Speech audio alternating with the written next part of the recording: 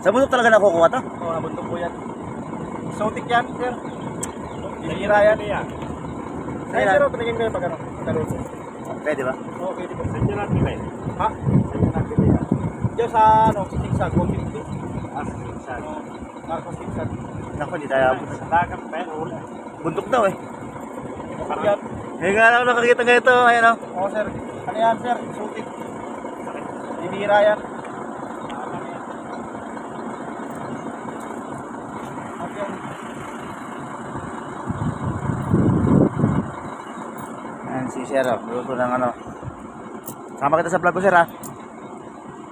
Ano kami nakasama rito, nakasabay.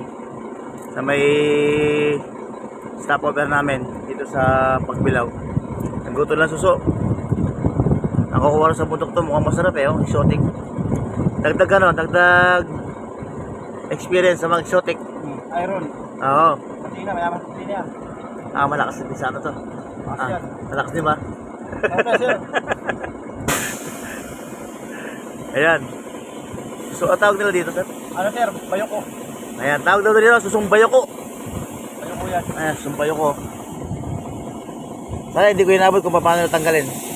Pinapakuluan muna, sir. Tapos natatak lang. Ba't may butas? Ano yan? Yung pinagtalian, tuhog. Ah, tinuhog nila. Ayan. Pahaba.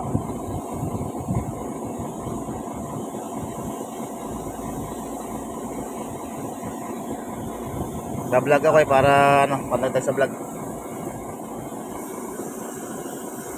Mga masarap oh.